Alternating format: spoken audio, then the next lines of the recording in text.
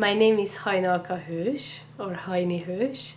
I'm from Hungary, and right now I'm the coordinator of the Peterborough Partnership Council on Immigrant Integration.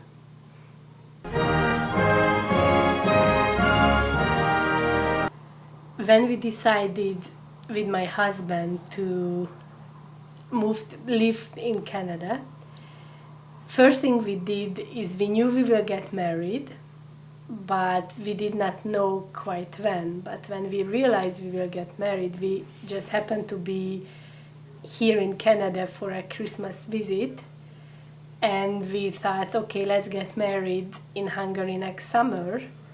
And then we realized that, well, we probably should speed things up, so we just decided let's get married tomorrow.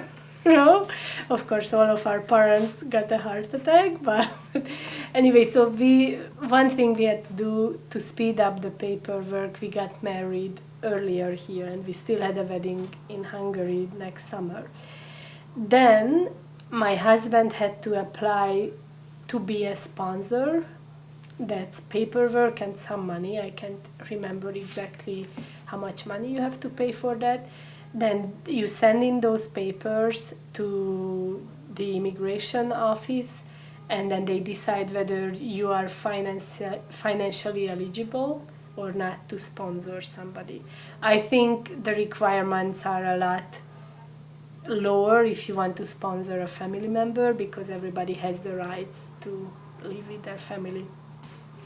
So that took, I can't remember how much it exactly took, but it was a good few months or 1 year. I think if you are sponsoring a wife, it's a priority. If you are sponsoring your mother, which I would like to do right now, I think they said it's 1.5 years just to get back an answer whether you can be a sponsor or not. So years go slowly. Then my husband got an answer that yes, he can sponsor me. Then we had to fill out a very long and detailed documentation, an application form. We had to submit pictures, and we had to, for the last 8 years since we knew each other, documenting that we know each other. We had to, we had to prove that we don't only get married, or we are not only together so I can sneak into Canada and not find a job, not be able to find a job here. And it also cost a lot of money. Next to this application form which you send in, I had to go through a very, very detailed health checkup. They check whether you have HIV or any big diseases. So you have to be, I'm not saying 100% healthy, but they make sure that you don't carry in any big disease. And there were some photo takings too. Anyways, then we send this in to a consulate. We deal with the Vienna consulate from Austria. And then I think it's depending mostly on how busy the consulates are. I'm lucky because from Austria and Hungary not too many people want to immigrate to Canada. Why would you move if you live in Austria? But so my application went through in 4 months probably. They told me it will be a year or 1.5 years, but I think because of the low level of applications, I was lucky. And then you come to Canada, you get a permanent resident card, you come to Canada, then you have to wait 3 months here before you get your health insurance, your OHIP card. So you have to pay a private health insurance if you want to make sure you don't get in trouble for the first month. You have to be here for 3 months before you get your OHIP card. And all your Canadian papers, SIM card, etc. I came from Hungary 3 years ago because of love. I met my husband, who is Canadian, in Hungary in a children camp for gypsy children. He was a volunteer from Canada, I was a volunteer and organizer from Hungary. So that's how we met, and then he was working in Ukraine at the Hungarian border for a couple of years. So we lived there for 5 years, and then in 2007 we moved to Canada.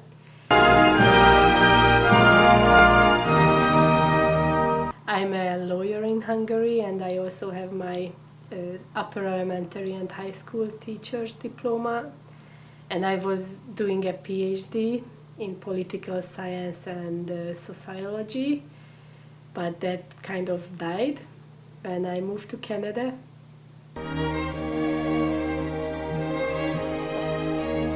Probably the biggest shock for me, first shock, is not finding employment for first. That was the biggest trauma. I think a lot of people deal with that. But the country is beautiful. People are very nice, and yeah, they are great.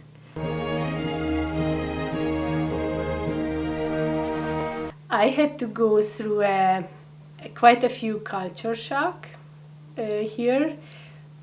Probably the biggest culture shock for me, or what I had to adjust here the most, is how direct I am with people. I find Canadians being very, very nice and always talking to you very gently and very nicely, but you don't really know what they are actually thinking. In Hungary, people are very, very direct, but it's not hurtful because you are direct with everybody and you are used to that people are direct with you.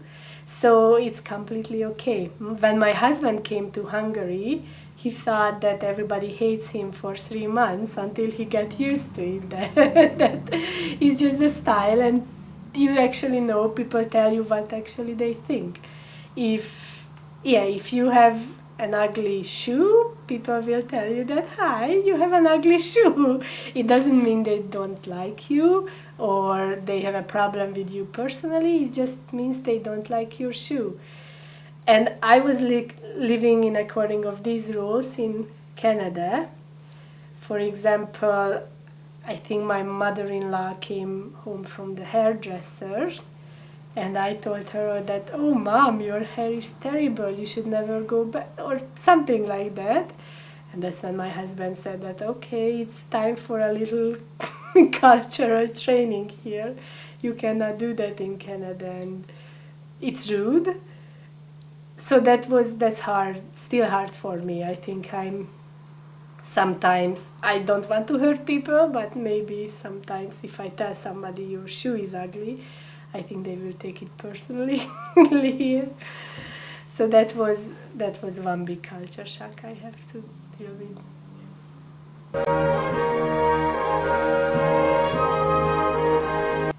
Another difficult thing of moving to the other part of the globe is, of course, like not losing your friends, but being able to meet your friends and family that often. Modern technology helps us a lot now. It's a lot easier than it was 100 years ago. I can talk to my family every second day through the computer. I can see my brother's babies and kids through the computer, but it's still not the same like then sit down and have a beer and how was your day type of experience. The other thing is that I struggle with a little bit is, of course, reading in Hungarian, watching TV in Hungarian, all those type of things I like to do in my own language, and that's coming good too, because we have now Hungarian TV at home. There are services what you can do it with. You have to pay for it, but you can do it if you want, or many things are on the internet now. What I'm more struggling with is that I have a 2-year-old daughter who is bilingual now. My husband speaks and my husband's family speak English to her, and I and my side of the family who are in Hungary, but in Canada, I speak Hungarian to her. So right now she speaks both languages, but I think as soon as she gets to school or she has brothers and sisters, the English will be the more dominant language. And it's just a hard and sad thing for me to think that even if she will speak English, maybe she will marry an English speaker, and then won't be that important for her anymore to teach my grandchildren Hungarian. I don't know why it's that important for me. I think it's because of your identity, and my identity is still Hungarian. So I just would really like if that would continue, and it's just so much easier to teach her two languages at the beginning. But yeah, so that we are trying to make a point with my husband that my mom comes, or we will send as she gets older her to Hungary, or maybe even we move back for a few years. I don't know yet, but the roots I really want to keep strong.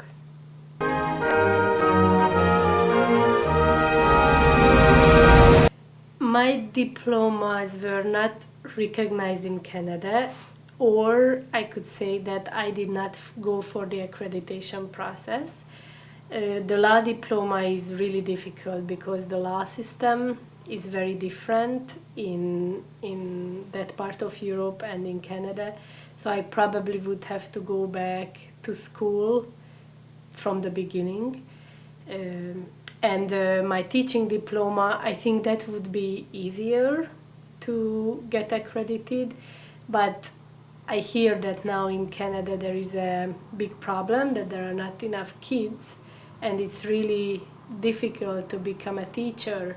So, and I still would have to go back probably to school just to ask what courses I would have to take. It costs like $400. So it's a pricey and still lengthy process, and I'm not sure it would be worth it, because at the end it's really difficult, especially in Peterborough, to find a teaching job. And I went through a good 6 to 8 month period when I just started to look for lower and lower jobs. I even applied to McDonald's or Tim Hortons to serve coffee. I was that almost depressed or just frustrated with the situation at the time, but thanks God this job came out, and the new Canadian Center, I think, is very open-minded in hiring immigrants. They know that your language will never be 100%, but you can still do your job just fine with it, and people will get used to your accent. So I'm really happy where I'm at right now. Also, I did not go back to school because meantime we had a baby who is a cute little girl. She's 2 years old now. So that interrupted any type of further education plans, and it's now I more have to provide for my family than to go back to school. I'm not a Canadian citizen yet.